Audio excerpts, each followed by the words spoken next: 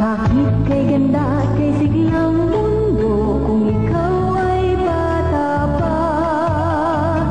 Magtampisaw ka sa tubig, maglaro ka sa kalsada. Hulin mo ang ikot ng mundo kung ikaw ay bata pa. Magtampisaw ka sa tubig, maglaro ka sa kalsada. Hulin mo ang ikot ng mundo kung ikaw ay bata pa. Alingasya, ano po bang merienda natin ngayon? Pastel naman sanas. Pahingi po, gutom na ako. Di ba kumain ka na ng tanghalian? Kumain na ako? Kaya naman ang taba-taba mo. Ay, naluto na rin. Narito na. Sarap. Mukhang napakasarap.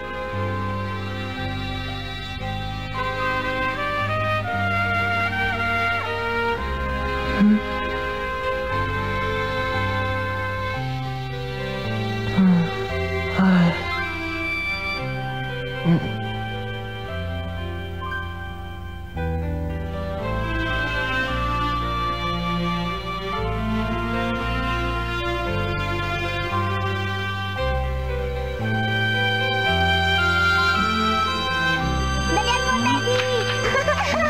Ayan siya!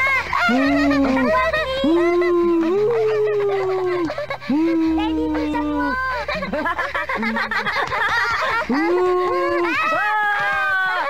Saan kayo pupunta?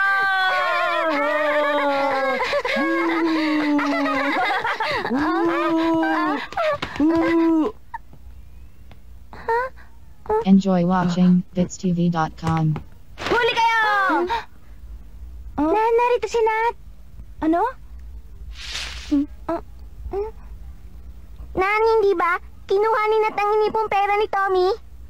Parang hindi yata magandang asal ang ganun, hindi ba, Nan?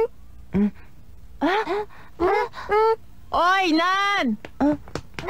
Gawa na yung pastel na mansanas. Sabay-sabay tayo magmerienda. Nasaan si Dan at Tommy?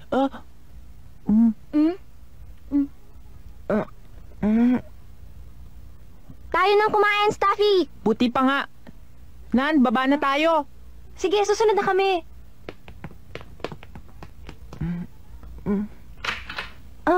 Nat, may merienda na sa baba.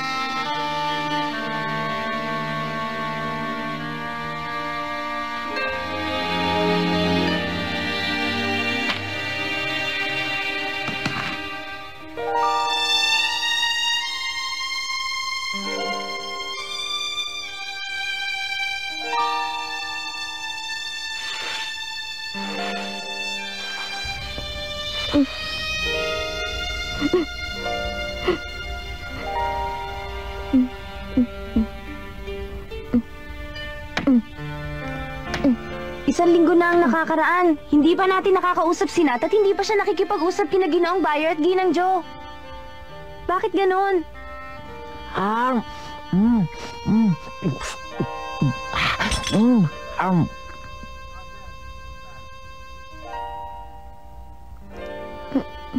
Iniisip-isip ko uli ang mga nangyari. At sa tingin ko, parang hindi kinuha ni Nat ang pera. Ha?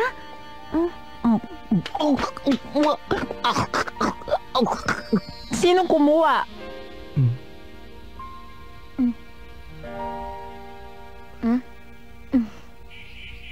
Kung pag-iisipan nga nating mabuti, tila nga binabalik lamang ni Nat ang alkansya doon sa sulok nang makita ko siya. Pero kung hindi nga si Nat ang kumuha, bakit hindi niya sabihin ang katotohanan sa atin?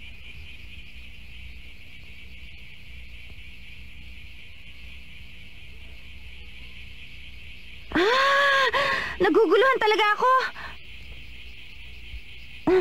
At alam mo, mula nun, hindi na tinutugtog ni Nat ang kanyang violin. Sa palagay ko, masyado niyang dinamdam ang mga pangyayari. Dan, baka hindi ito makayanan ni Nat.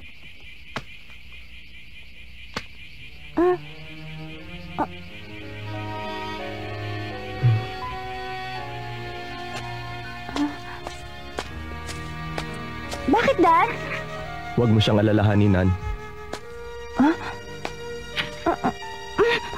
Sa palagay mo ba basta pababaya ako na lamang ng gano'n si Nat? Kapatid na rin natin siya!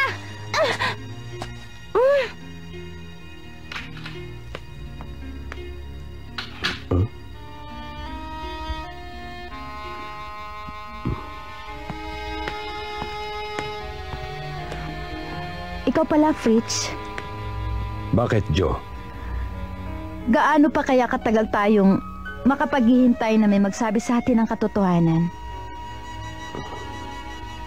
Nangangamba ako na baka masira ang magandang pagtitinginan ng mga bata. Ha?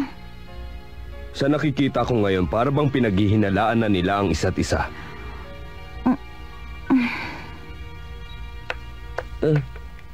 Ano? Ibig mong sabihin may pinaghihinalaan pa silang iba? Alam mo, Jack, lumalala ang mga pangyayari.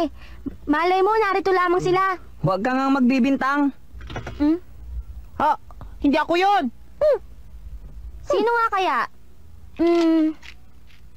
Mabait si Demi at hindi niya maiisipang gawin yon. Talagang imposible. At lalong hindi naman magagawa ni Franz. Hindi niya gagawin. Ah, hindi nga. Oh, ikaw na ang titira, Jack. Huh? Paano yan? Mati ka na, Jack.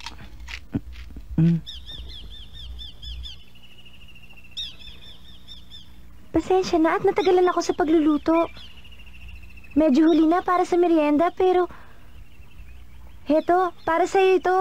Siguro, hindi mukhang pastel na mansanas, pero kasing sarap naman ang niluluto sa atin ni Aling Asya. Ah, ayaw mo bang kumain? Daisy, Ah, kasi ako talaga ang kumuha ng pera ni Tommy.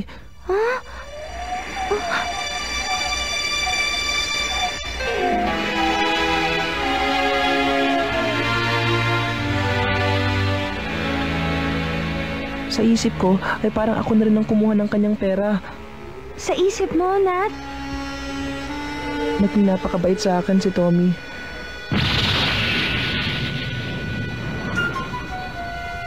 Sa mga oras na yon, ay nais kong maging akin ng alkansya.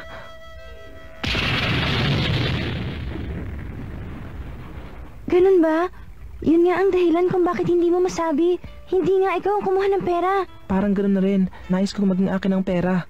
Sa isip ko ay may isang malaking pagkakamali ako nagawa kay Tommy.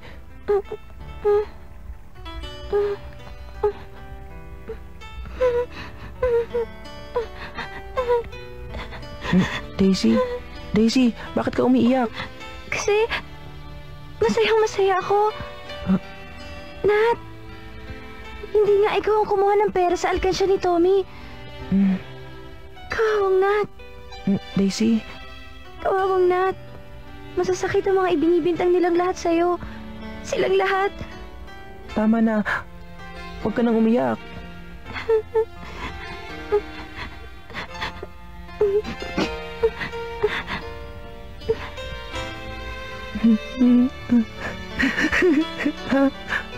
Alam ko na kahit ano pang ibintang nila sa akin ay may tiwala ka pa rin sa akin, Daisy. Nat. Kain na. Salamat, Daisy.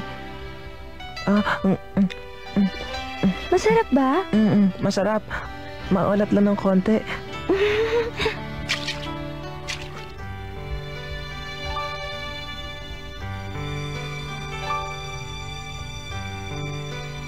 Enjoy watching BitsTV.com.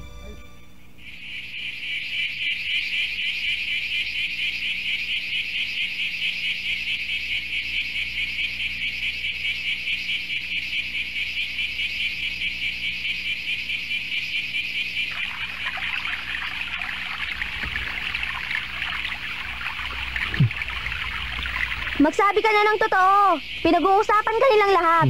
Kilala mo kung sino ang taong kumuha ng pera ni Tommy, pero ayaw mong magsalita. Sino ba siya? Tama na. Tigilan mo na ako, Ned. Hindi ko alam.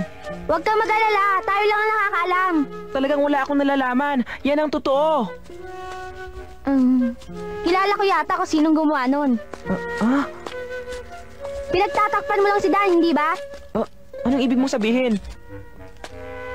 Si Dan ang kumuha ng pera!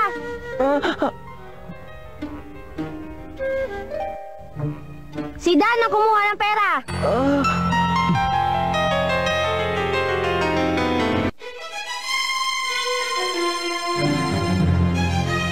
Si Dan ang kumuha ng pera!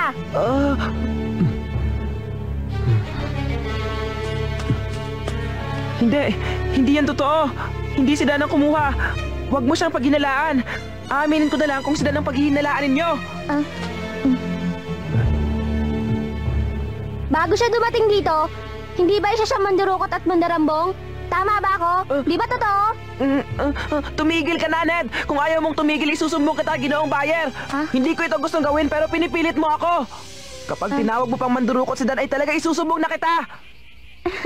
Sa palagay mo, magagawa mo naman.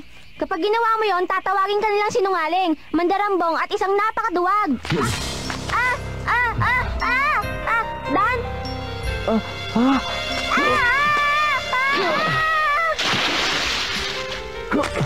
Dan!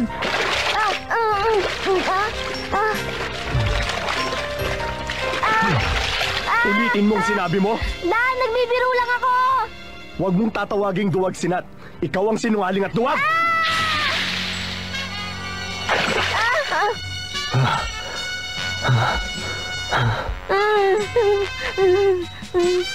Umalis ka na rito!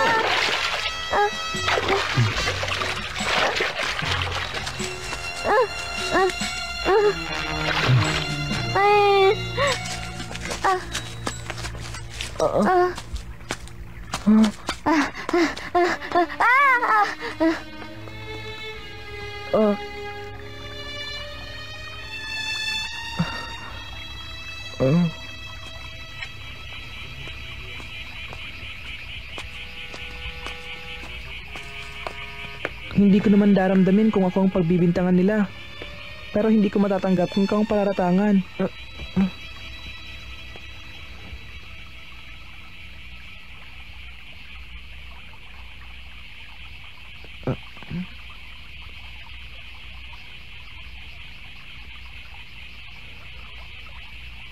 Nat, paano ka nakakasigurong mali ang sinabi ni Ned? Paano mo malalaman? Ang tungkol ba sa pera? Simple lang. Hindi ganoon kahalaga sa'yo ang pera. Ang hilig mo lang naman ay mga kulisa. Mayroon din naman akong pangangailangan para sa pera. Katulad ng aklat, lambat at iba ko pang gamit. Kahit nabugnutin ka, ay hindi ka naman sinungaling, Dan. Oo, madalas ako magsinungaling. Hindi lang ako makapagsinungaling. Dahil wala akong dahilan ngayon. Tama si Ned na sabihin niyang isa akong mandarambong. Kumukuha ko ng mga gamit ng walang paalam bago pa ako dumating sa Plumfield. Hindi ba masama akong tao? Huwag mong sabihin yan! Dan, huwag mong sabihin ikaw kumuha ng pera. Hindi mahalaga kung sino ang nakakuha ng pera. Basta hindi ikaw ang gumawa. Sige na, hindi na maulit. Huwag mo nang pag-aaksaya ng panahon kung ano mang sinasabi nila. Dan! Malapit nang matapos ang pangyayaring ito. Dan, ano ibig mong sabihin? May alam ka ba tungkol sa nangyari?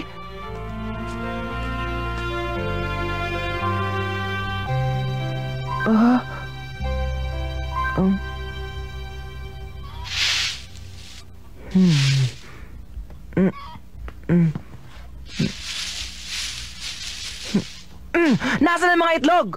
Hoy, Tommy! Wala ka bang makitang mga itlog? Kulang pa! Sandali lang po, may hinahanap pa po ako. Alam mo ba, Tommy? Mas alam pa ni Nat kung saan niya hahanapin ang mga itlog ng manok. Pero mga alaga ko po sila. Oo nga, pero si Nat ang nagpapakain sa mga alaga mong manok. Tama.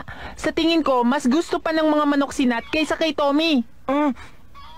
Ayoko manghimasok sa inyong dalawa. Pero kung nais mong kumain ng tortilyang itlog, ay mabuti pang magpatulong ka sa paghahanap. Naiintindihan mo?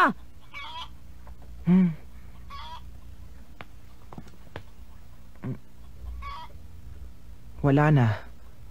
Lugi na ang negosyo ni Tommy Bangs. Ayoko na. Ayoko na makasama ka pa sa trabaho ko.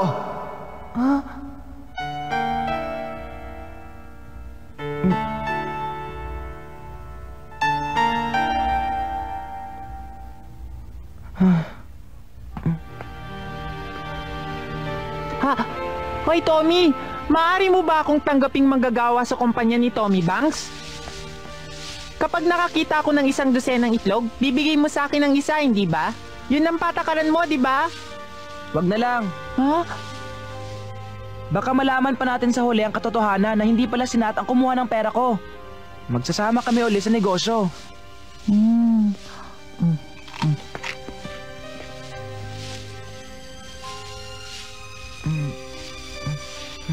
Ha?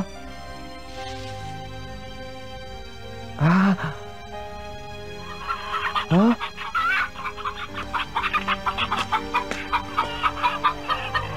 Marami bang nakain ninyo?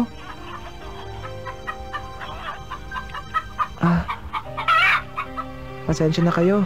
Hindi ko kayo mapapakain ngayon.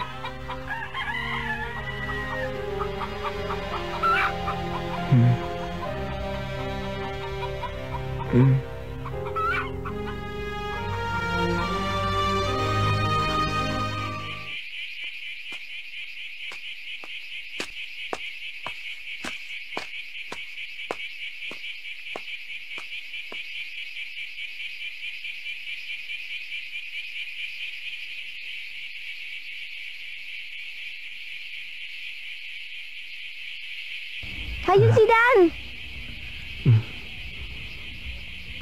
Dan!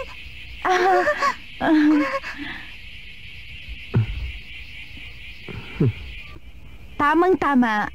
Pag-uusapan natin ang mga naitala ko tungkol sa'yo. Naisulat ko rito ang tungkol sa'yo magandang asal. Heto, tingnan mo ang iyong marka. Tiyak na matutuwa ka.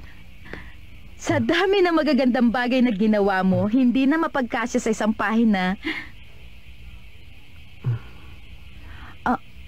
Bakit, Dan? Meron ka bang hindi nagustuhan dyan? Minsan po, Ginang Jo. Mabigat para sa akin ang sobrang pagtitiwala niyo sa akin. Hindi ako kasing bait ng inaakala ninyo. Oo. Minsan ay mahirap kang pakisamahan, ngunit hindi naman isang kamalian ito. Noong bata pa ako, kagaya mo rin ako, mahirap din akong intindihin. Kung kaya nauunawaan ko ang nararamdaman mo. Ikaw ay matatag, matapang at magiliw. Dapat panatilihin mo ang ganitong katangian mo. Ikaw ay isang mabuting mag-aaral na may pagmamalaki pagdating ng araw. Ginang Jo. Dan? Meron po sana akong nais bagtapat sa inyo, Ginang Jo. Ha?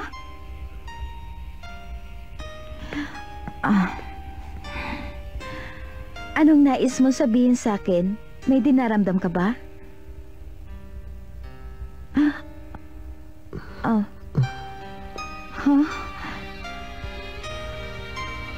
Enjoy watching DitsTV.com. Anong problema, Dan? Kumikirot na naman po ang sugat ko sa binti. Magpapahinga lang po ako.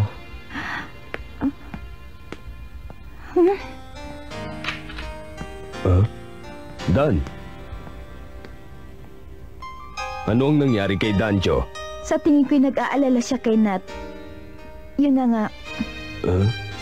May mga panahon na hindi ko siya maintindihan. Kailan ko kaya siya lubusang makikilala?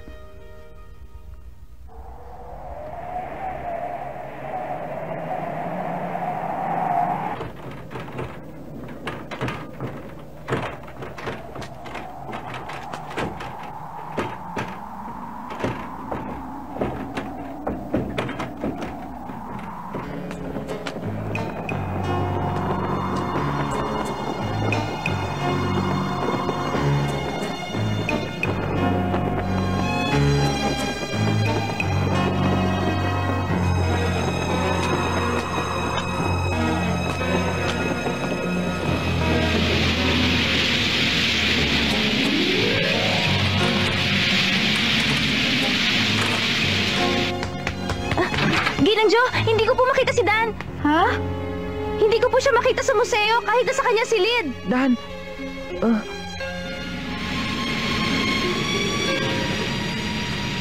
Dan! Dan! Dan! Ginang Jo! Ginang Jo, nakita ko po sa lumabas. Kasama si Marian. Ha? Sumakay po sila ng karuwahe, patungong bayan. Baka ayaw niya nang tumira dito. Maglalayas na naman yon. Bakit naman kailangan pa niya umalis? Baka meron siyang dahilan.